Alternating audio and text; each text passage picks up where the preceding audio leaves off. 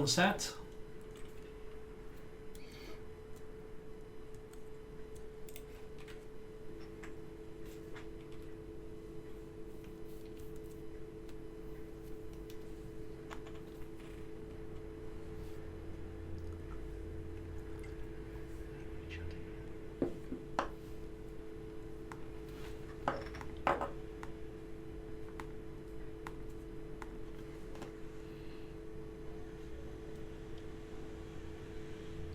Hello and welcome to episode 009 of the Bilge Tank, this time with audio.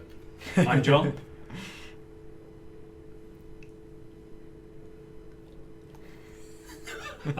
Hey! Yeah, everything's looking a bit better this week and we do appear to have sound. Let's start off with stuff we love.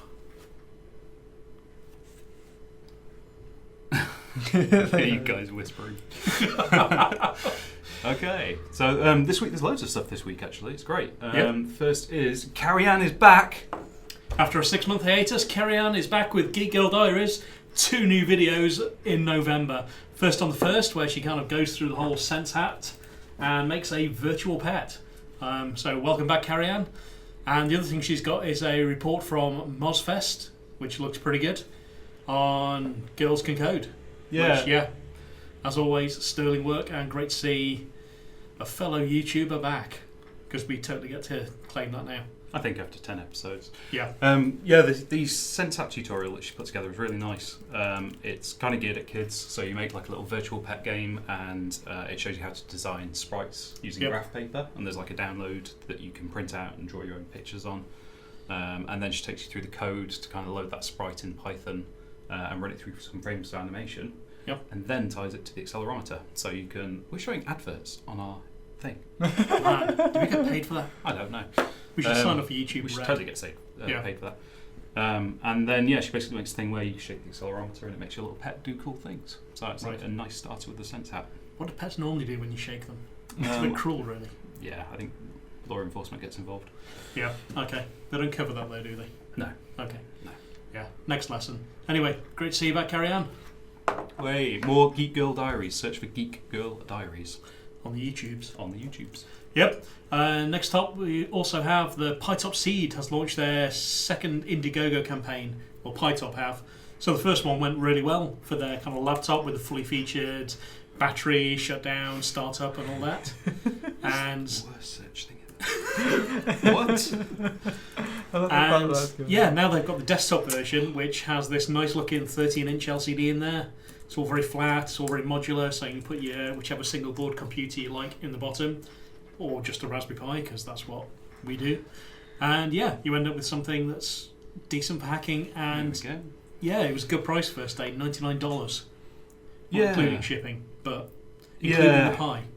Is that included the Pi, did it? Yeah. That's pretty good. I know a lot of people have been kind of mumbling about the fact that even though the Indiegogo says I think it says it's free shipping, or that it has no shipping mentioned, that there is a post-campaign kind of shipping fee charged at point of dispatch, it's like $19 or something like that. But you should always make that clear. But definitely. But it's a kind of cool idea. The PyTop is cute. Yep. And this makes it a lot more affordable. Yeah, it does. It'll be interesting to see where it goes, because it's like a third of the price of the PyTop. If you take out the shipping stuff. And it's got, is it the same screen? Don't know. Probably the same screen. It makes sense. Right. I don't know. Yeah, it's a good deal for that screen. But it's already passed its funding target as of today. I think it was about 50% on Tuesday, so let's get that update live. Yeah, it's just took over today. So 105%. Well done, guys. Yep. I noticed Kano have reduced their price for Christmas as well. So they're $89.99, aren't they? Yeah, lots of Pi bargains out there for Christmas. So many choices. Yeah. Watch this space for Black Friday. Yeah, Black Friday. It's online, so there's less danger. That's why we like it. Yeah, you can get stay bits colliding into each other in the frenzied scramble to buy things. It's alright, we've got a fence around our building, we'll be fine. Yeah. Asda have already backed out, which is really cool. They've said, this is way too crazy. People are stampeding each other to death. Stop doing physical Black Friday deals. On the flip side, they kind of brought it here 2 years ago as well. So You know. They were the Walmart channel, weren't they? Yeah. Walmart, kind of well known because they're just huge in America. Anyway, moving on, we also have a link from James, Monkey Made Me. He pointed out that the European Drone Racing Association has a little website and is signing up lots of little leagues together. As you can see, our entry is not quite ready. Yeah. Oh, it's so sad. This is making my own drone out of cardboard is what got me into making, like way back in 2008. This is a cool. Still not done. It's a cool chassis though, isn't it? The this yeah. kind of laser cut corrugated card, Well, it's really yeah. cheap and light. Repairable, So- yeah. Yeah, the actual stuff on there. replaceable. Replaceable, yeah, not necessarily repairable. Well, you could mulch it down. Yeah, Recast it. but this is just corrugated cardboard stock stuff with double-sided tape on it. Kill the overlay. Yeah. Double-sided tape on it, and it's dead cheap to make. And if you're crashing a drone because you're learning, because drones are really hard to fly, then you want the frame to be the thing that breaks rather than the motors or the electronics on it. Mm-hmm. So I think totally we've wrapped up with our little drone project, about 30 seconds of flight time, most of it inverted. But it's just great fun to build and understand the systems, and we'll be getting more into that stuff as we source things like the motors and stuff. And we already have the Navio hat, which is a really good, fully featured, not cheap, but fully featured real-time OS hat for the Pi, which, great project, uses the standard APM autopilot. So look at that. And also the Pi obviously has its composite out, which is great for the FPV stuff. So we'll cover that in a future episode as soon as we have time to do that. Probably post-Christmas. Yep. So European Drone Racing League. We also have one other thing from James, which you might have to find on GitHub. What was that? He's made a cut your own little... Oh, the hat box. Yeah, cut your own little hat box. So if you're looking for something to store and tote your hats about, he's made a lovely little piece of papercraft. GitHub.com/monkeymademe. Thank you. We're a little bit unfair today. Those are not the things we were looking for. Well, apart from Phil Mitchell, obviously. So there we go. Hat There's box, Wee Jammer. And here's his hat box. Ooh. He's got instructions, a README. Further down we have the images here. So you print off the PNG, cut it out, and in various pretty colours you have a little hat for toting about, little box for toting about your hats. Oh, look at that. Look at that. It's just beautiful. How pretty is that? Product placement. Boutique. Buy our hats. And also a little joke at the bottom. He's got a hat box for Lego hats. Hey. So if you've got a Lego character with a hat and they need a hat for that, a box for that hat, Yeah. there you go. And I know he's very pleased about picking up this minifigure at a flea market for a small number of euros. Indiana Jones as a Lego figure. Pretty cool. Very Nice. sweet. Yep. Yeah. No, we should. I think they're really nice. It's a nice format, isn't it?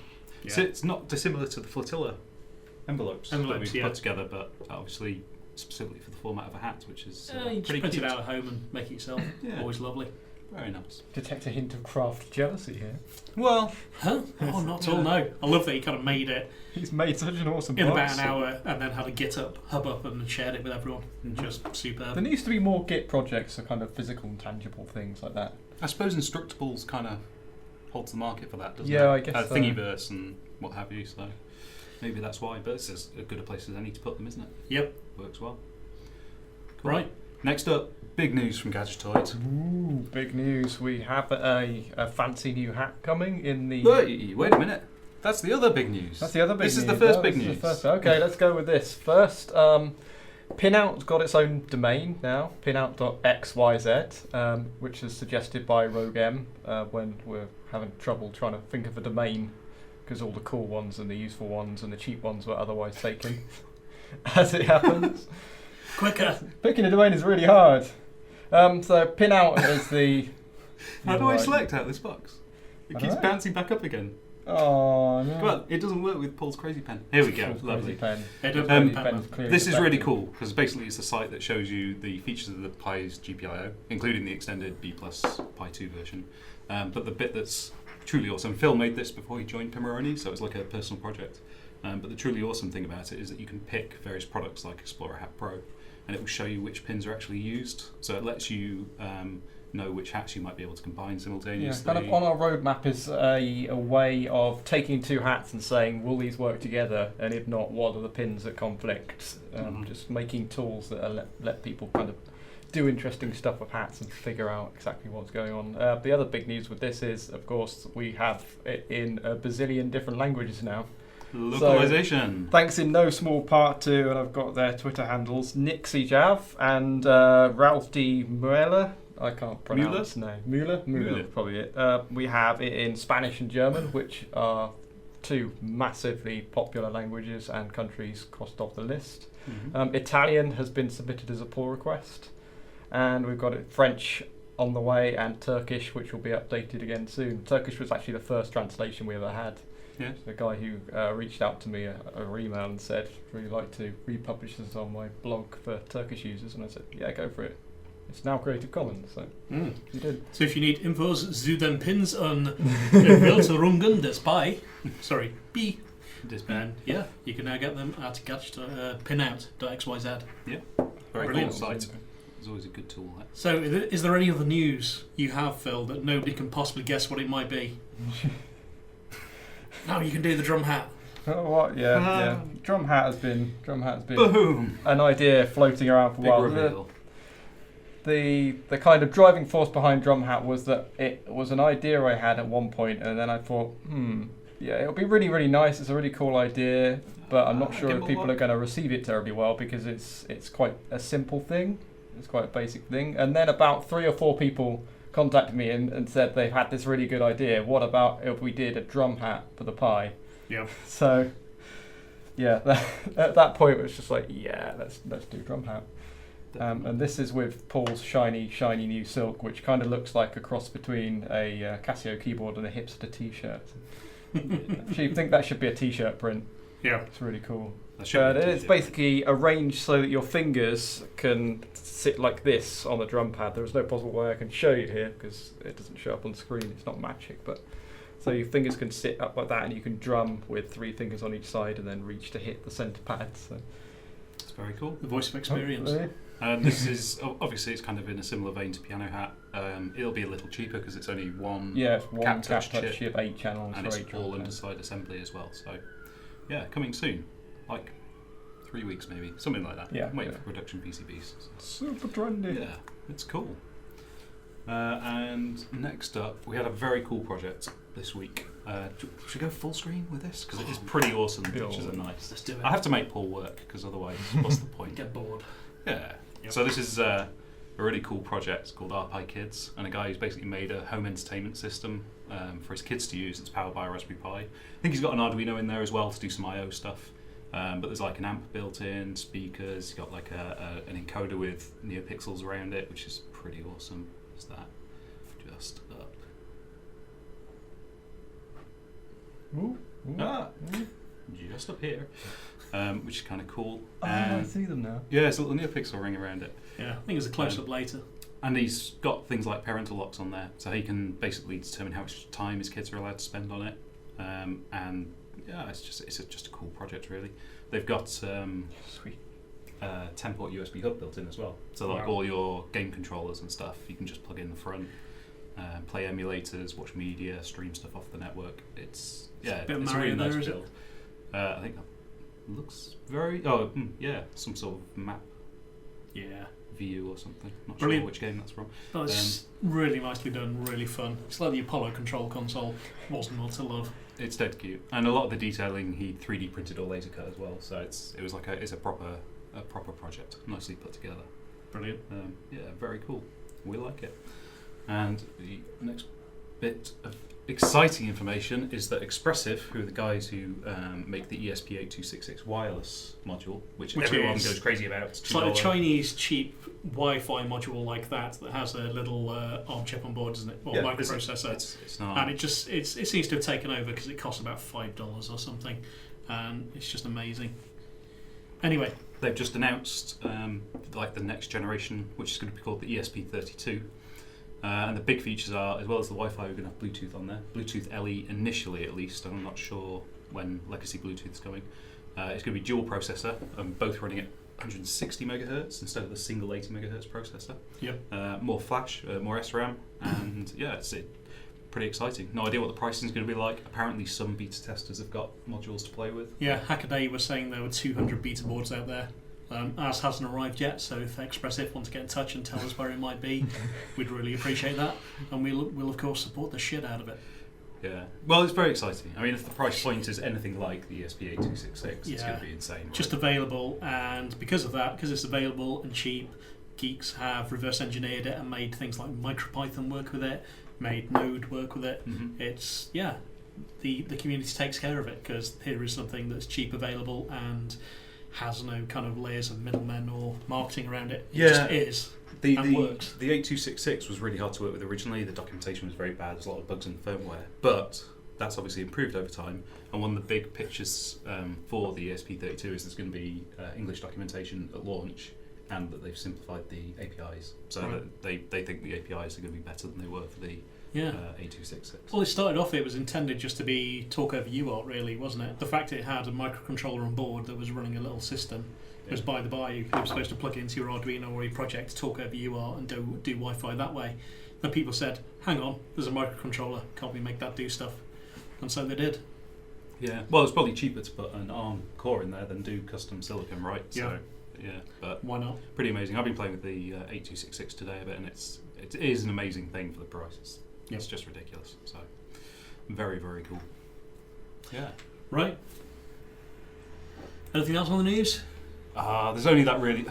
The guy from Google, and I just love his reviews of Type-C USB cables. So basically, it's a guy from the Google, is it the Chromebook Pixel team? Yeah. He's on their engineering team, and he essentially went and bought every single USB Type-C cable he could find on Amazon. So all the really cheap, crappy ones, the high-end, expensive ones, and the crappy, high-end, expensive ones. And he tested them all because the Chromebook Pixel charges through Type-C USB. And he just basically goes through and reviews every single cable available on Amazon. And the spoiler is they're mostly total crap. And out of spec. Some of the sellers argue back with him about minor technical terms and stuff. And just the problem is that most of the USB-C cables that he's reviewed are ones that are USB to USB-C. And they plug into your USB-C device and say, hi, I can supply 3 amps. And then they plug into your cheap USB wall charger, which supplies 500 milliamps, and goes, hi, I want 3 amps, please. At which point, fire happens, basically. Yeah, USB-C, it's a nice connector. It's reversible, like the lightning cable. It is a little larger than, say, a micro USB, which is okay, because it's meant to do so much more power-wise. But it also has these legacy pins in it. So a few of the pins on the very dense connector are dedicated to legacy USB 2 stuff, and USB 3 as well, I think. But you still have to do certain things to adhere to the spec. But then again, the USB spec is notorious for being a bit of Wild West. There's a lot in there. Yeah. And a lot of people abuse it in certain ways. But yeah, it just made it really popular. It's a victim of its success, which is a good thing. But it means like we've put extra work into finding good USB cables over the years, and learning more about what makes a good cable. And here's somebody who knows applying that to cables on the market just to really improve things, really. Because doing things better doesn't cost that much more. No, and it can be a misunderstanding. You know, it's early in Type-C connector kind of history, and this kind of stuff will happen.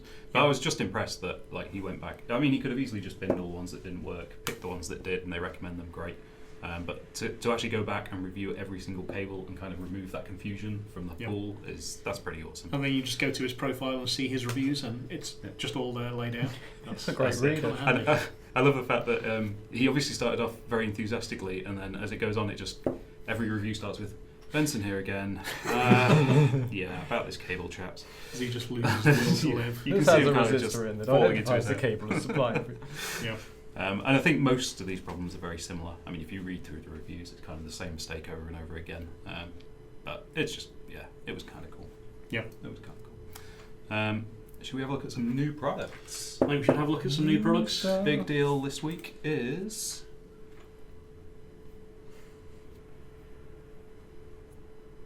iFixit is now available at Pimoroni. So we brought in a load of. We really like the iFixit guys and what they do on the website. But they also have a shop full of the kind of tools they use to do their teardowns. And we brought in a good chunk of the get off my surface. Bill Howard. They really work well. They do. They do work well. That's not coming off now. There we go. So yeah, we got like a Does range leave of little smear on the screen. Thank you, Phil. We've got a range of spudgers. So this is the Jimmy. We've had these around for ages, and we use them for cracking open like plastic enclosures and things. Dead useful. We got things like kind of plastic. The mini spudgers. Yeah, mini spudgers. Delicate spudgers. All that kind of stuff, which is nice. They've got a really nice little tweezer set, and good tweezers cost quite a lot. You know, to get good alignments on what do you call them? Tines? I don't know. Tines, yeah. Tines is good. Points. But when you're doing any sort of SMT work by hand, if you have tweezers where the tines aren't properly aligned, it's just like twang, bits flying out all over the place. It's horrible. Yep. So yeah, these are really nice, and they're ESD safe tweezers as well, which is handy. And your first few tweezers you tend to use them for things they really shouldn't be used for. No, only pick up very small light things. Yep. That's the rule. Don't use them don't for empty your ear. Opening your phone. No, or a tin of soup. Yeah. No. Use a spudger. Yeah, that's what the spudger's for. Yeah. And yeah, so we've got the suction cups, we've got this magnetic mat, which is kind of awesome. So when you're doing SMT work, it's a magnetized mat, so the components will kind of sit on it and stay there. So just as you're unbuilding something, if you see iFixit do this, as they go through the process of unbuilding, you start up in the top left here, you say bolt number 1, and then bolt number 2, and you work across, and each thing just sits in its own little hole. Then when you're putting it back together, you just reverse the steps. And this is all wiped clean, so you can just wipe it off there and start again. There's actually an eraser on the rear of the pen, Paul. I didn't have to get on my Call your attention to that. Yeah. Oh, that works a lot There better we than go. your finger. But they are dead handy, and do 10 UF, 10k resist or whatever, and just drop them there, and they won't spray around and jump about. Because they'll, like when you're working with SMT components, stick to the mat because it's magnetized. So Yeah, and if you've cool. got things like chips you need to wipe, EEPROMs, then you just kind of slam the magnetic mat down on them, Yeah, and the EMF should wipe it right out. perfect. I'm So not sure I that's don't how know it how it works. and as well as that, we've got like this is kind of a new screwdriver set. We really liked our old one, but I think we'll probably stop stocking that in favour of this one because it's just got so many more bits, and it's a nice set. Yeah. It's got loads of bits. So again, iFixit, we always knew they were out there. We were looking at them as a supplier. Then Make a Fair Bill in, we bumped into them, and they had these bits there just to try, and we tried it. slender kind of handle on it. It's precious, isn't it? It is. It's a nice. And I think me, Mark, Connor, and everyone bought a set there and then because it was like, we love iFixit, and they've got tools that match the stuff they use. Well, the reason I trust these so screwdriver. much is because when Connor first bought them, he picked up a coffee table. So he put one in each corner and picked up a coffee table. Well, the surround on my bath's actually recessed slightly, so I'm going to use these actually to pull it back out now. Dead pullers, Yeah, it's just really handy having these things around. It is. With a nice blue colour. There's nothing like you know what I'm like, Paul. But basically, if there's any sort of friction to me getting something done, I just like throw my hands up in the air and go home. if the screwdriver I want isn't in arm's reach, then that just really gets to me. So having like a good set of small tools that's always there is And the other thing is bugs me no end otherwise. The one we all got was this here, which is the ultimate kit. Not the ultimate kit, the big kit. And this has the screwdriver kit. And as well as that, it has things like a so much. EMC strap, so you don't fry components. It has various tweezers and spudgers. Then it has things like a little ruler and the really medical looking That's spudgers. the dental set. The dental set, yeah. Those So if are you do scary. need to do a tear down of your mouth, then this is the way to do it. And a nice looking craft knife there. Standard break off blade, but just a little heavier. It's actually a metal case. Yeah, That's good. that's feel nice. So yeah, it's all good stuff. It's all on the website now. So can you bring up the thing? The Hoverlay? The little Overlay. The little Hoverlay? Little overlay. There's a little overlay. Yeah, okay. So if you go to the new product section on the website, you can see all the iFixit stuff is there. So check it out, it's awesome. And the last thing we have today is a massive arcade button. This is a 10 centimetre illuminated arcade button, which is just very, very cool. They've been around for a while, but since we kind of got Tank Soup and brought them into the Pimoroni fold, we happen to have these appear in our stock. And they're great for building your own kind of HAL 9000. Adafruit have a really good tutorial for making your own laser cut style, which is done by Paint My Dragon there.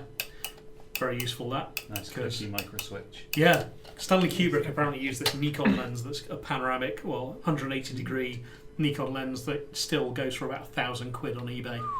So if you don't want to do that, you can get this for £9 from the website, and it does much the same job. It does, and they've actually put a current limiting resistor in with the LED. Mm-hmm. Is that an LED in there? Yeah, it's illuminated, but there's a little current Sometimes limiting they have a resistor little down the annoying side as well. bulb that takes some voltage that you're never possibly going to be able to generate. I believe this is just 5 volts, and away you go. Nice. But yeah, that's very cool, and I think like mounted on the side of a Picade, perhaps, so that when your boss comes along, you hit that, and it changes what's on screen for a spreadsheet. So, Some sort of end of year figures, something like that. yeah. But yeah, it's nice, clicky, massive button. Right. Is that it this week? Is That's that everything it. we've got? That's everything. I don't know. Were you going to talk about the Pi Glow in C? Yeah, Ooh, let's we give can have that a a quick quick look look at that. because it's cool. Yeah. It's nice when someone else submits a little software library. So what we got, Phil? What is So it? this is I'm not 100% sure what the concept of G-Object is, but I think it's like a minimal dependency way of building C libraries for stuff and things. So this is a library for PyGlow that is very simple to compile. You only need a couple of things installed and has some kind of frame-based animation code in there. So you take the time index, which will be a number that starts at 0 and gradually increments. Then you can use that to figure out what step of animation you want your PyGlow to be in, and just make a function that's somewhere down the very bottom of that. Yeah, so this page. is like an animation callback Call, thing. yeah, so you over say, and over again. I want to update A 25 bit like frames a second kind or of whatever. shader thing, but a hell of a lot simpler because obviously PyGlow, it's just a ring of LEDs and not a kind of positional matrix or anything. Yeah. But yeah, it's a nice web little library. library, and I've downloaded it, compiled it, and tried it out. It works. So it's a good thing to have a play about if you're looking to kind of stepping away from Python and learning a bit of C and kind of playing with something that's kind of a little bit trickier and a little bit more rewarding, I suppose. So once you've unlocked the Python skills, that's the next step. Yeah. Superb. Very It cool. Looks looks- like it's got some command line stuff here as It well. looks so- tidy as well, which is nice. Yeah, the code does look pretty sweet, doesn't it? Always good to Yeah. have. I tend to learn by example, so I'll find code like this and I'll have a dig through it and I'll go, oh, that's how you do that. Well, let's kill the... Hmm? Is it kill the overlay? F2? Hey. Trade secrets. Okay, I think that's everything we got for this week then. Next week we're going to have a try of mounting the Pi boat on the back of a touchscreen display. Ooh, live demo. Live demo. Blindfold. Yeah, we've said it can be done. Underwater. James has done it. I've Yeah. done it. Yeah. Someone asked us how to do it, so we're going to basically cop Embarrass out ourselves completely, do it on Bilge Tank, and then Yeah. point people to that. It's Yeah. really not that hard. No. You've just got to avoid not breaking everything. Yeah. It's not that hard. It's Which fine. is fine. Generally All quite free. easy as long as you don't do it standing on one leg We with got a week to scissors for practice. hands. Yeah. Okay, right. Until next week, hopefully when we'll be back on Tuesday With audio. with the microphone still working. Still yeah. Have a good week. We don't know what happened really, do we? Bye. Bye-bye.